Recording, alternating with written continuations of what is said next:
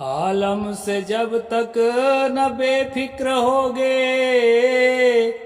तब तक खुदाई से अल्लाह रटोगे। हुस्न में फंसे फटफटाते पड़े हो, गालों से ईश्वर खुदा पर अड़े हो। दया धर्म यो दीनताई नहीं है, करे छिप के अवगुण खुदाई कही है। नमस्कार दोस्तों, मैं अविनाश दास रेशनल कबीर यूट्यूब चैनल में आप सबका हार्दिक स्वागत करता हूं।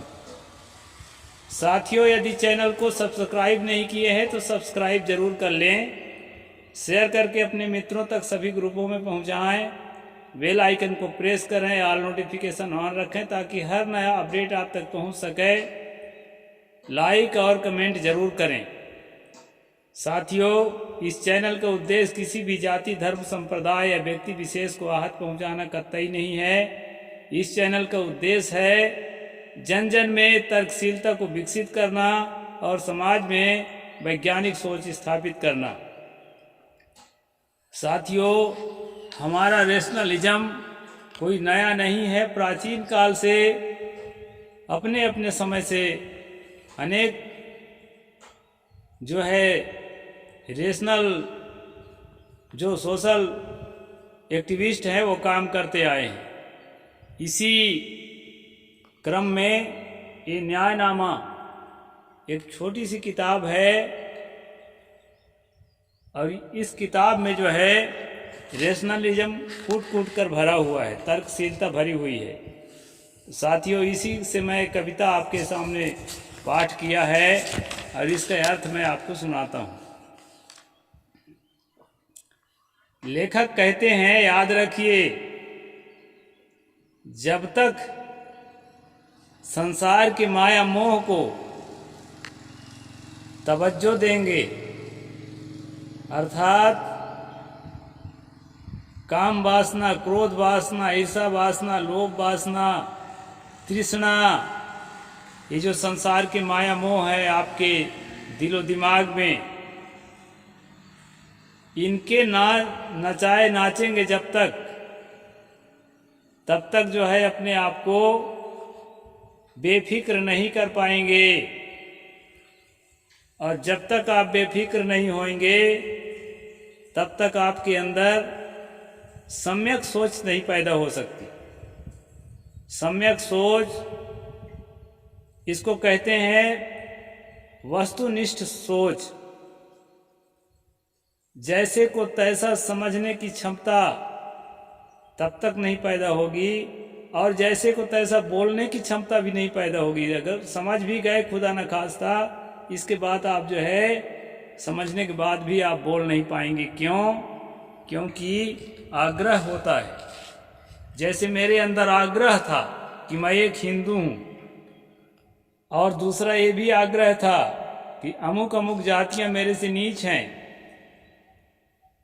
अमुक अमुक जातियां मेरे से बड़ी हैं, इस पर ख्याल नहीं रहता, लेकिन अमुक अमुक जातियां मेरे से नीच हैं, इसका आग्रह मन में बना रहता है और उनको जो है छोटा देखने का दिमाग जो है बना रहता है।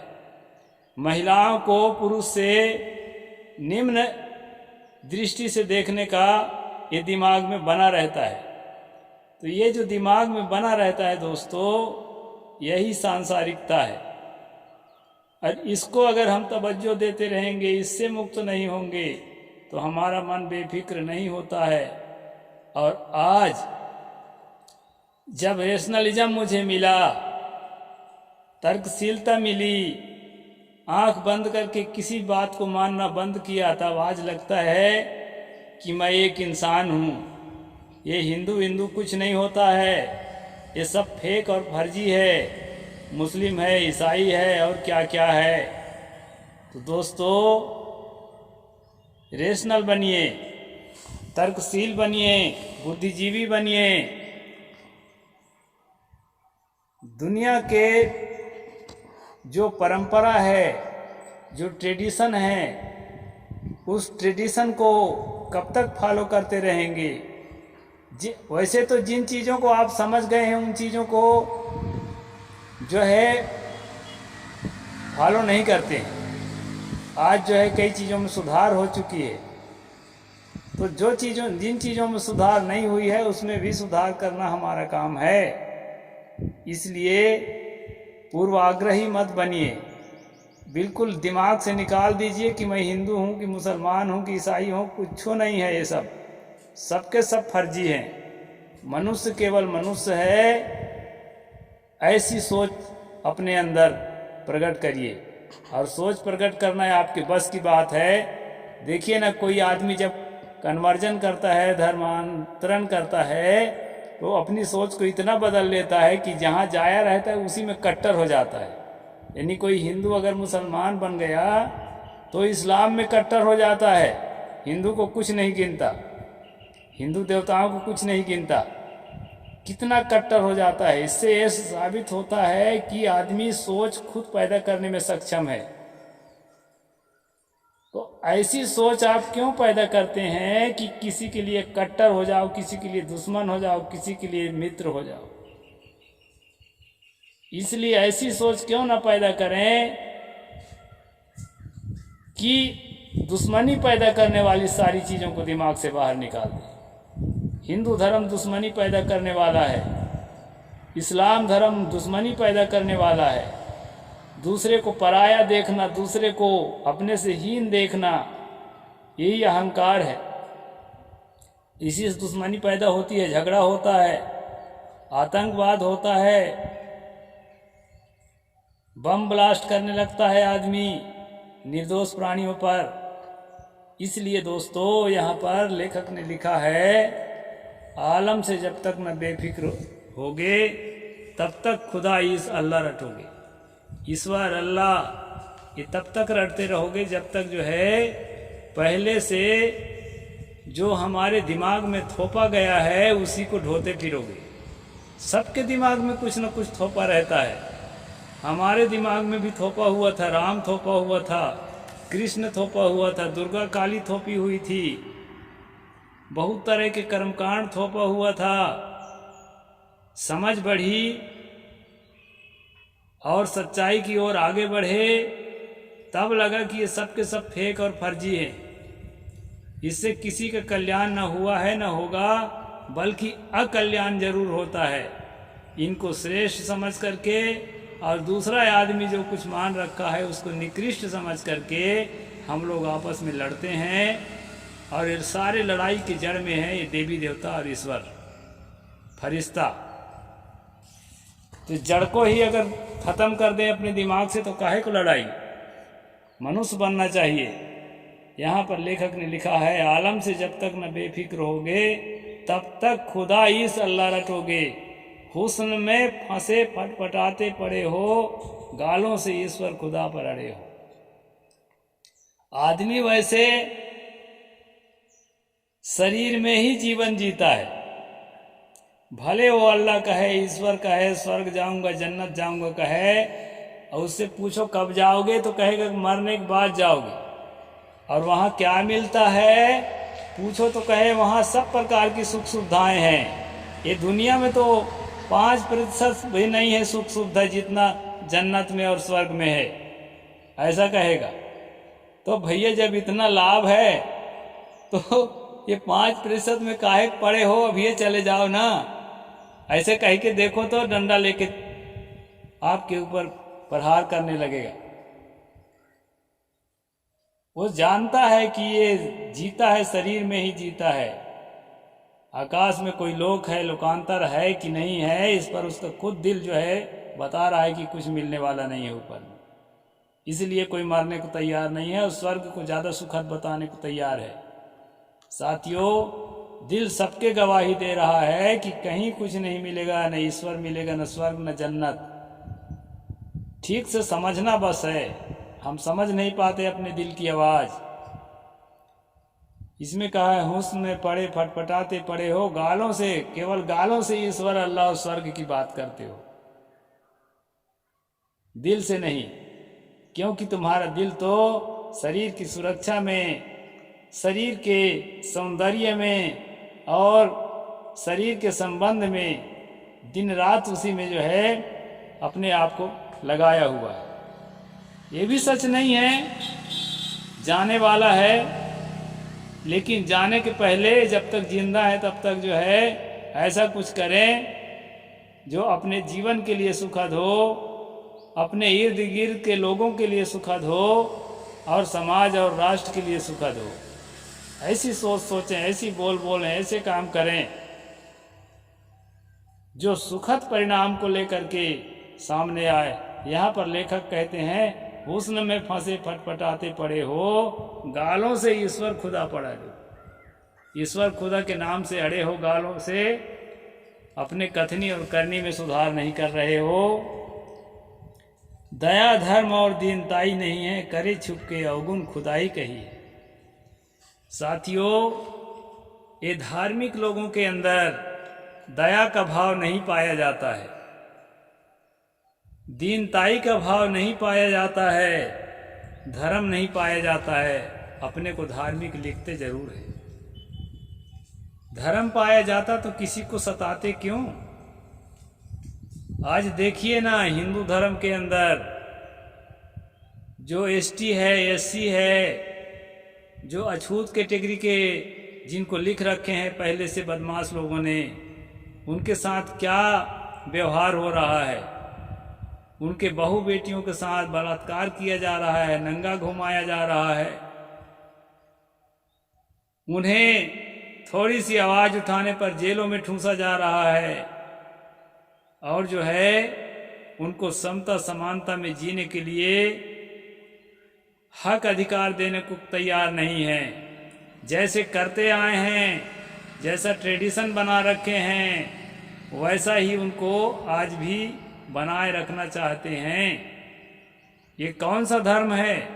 अगर धर्म अच्छी चीज है तो फिर ये कौन सा धर्म है? और अगर यही धर्म है तो ये तो अच्छी चीज नहीं है।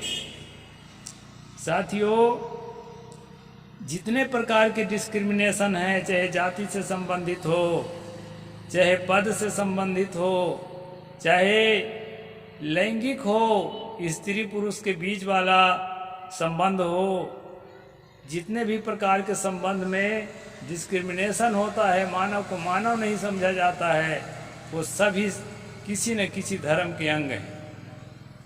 हिंदू धर्म का अंग है, ईसाई धर्म का अंग है, मुस्लिम धर्म का अंग है।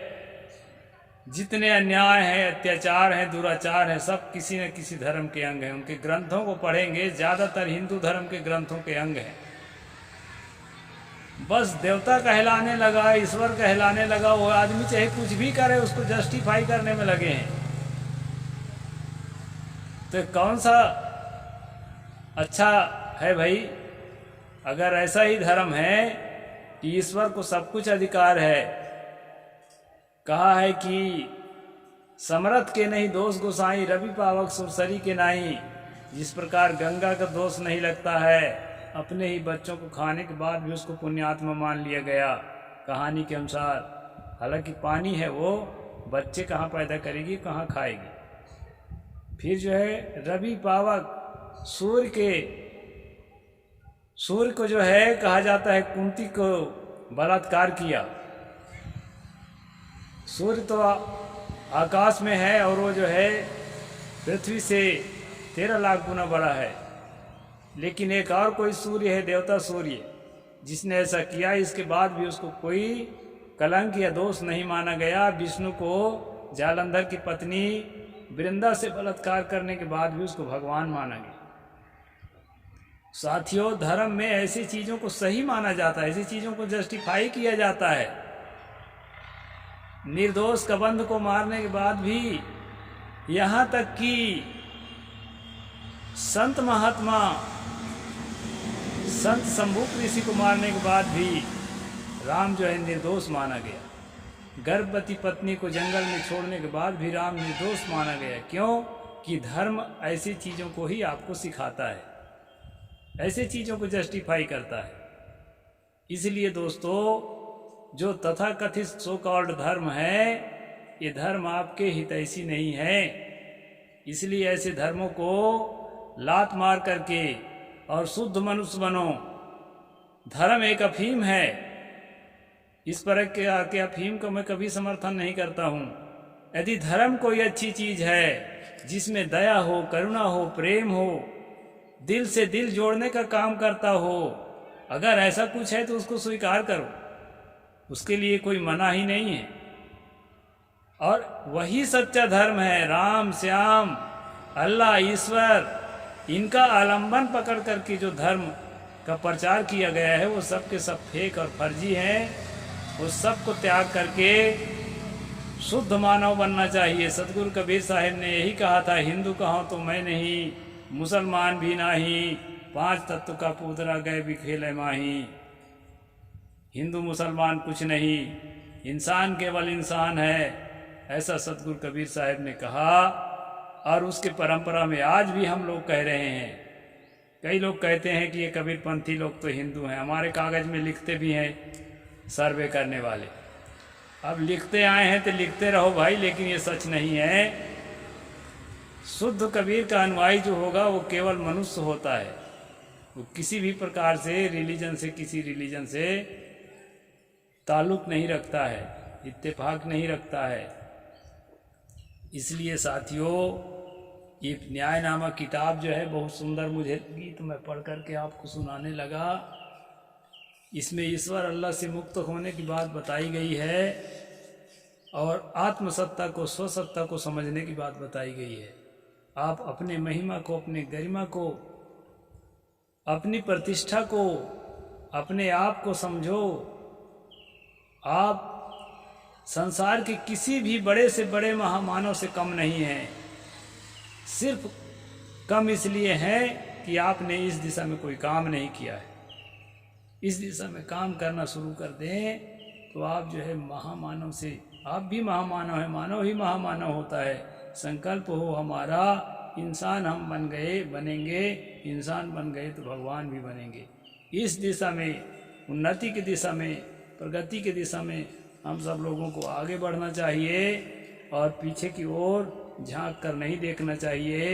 इसके लिए यह न्याय नामक किताब जो है प्रेरणा देती है। छोटी सी किताब है, इसको मैं पढ़कर सुनाता हूँ दोस्तों। साहिब बंदगी, जय जोहार, जय भीम, जय भारत।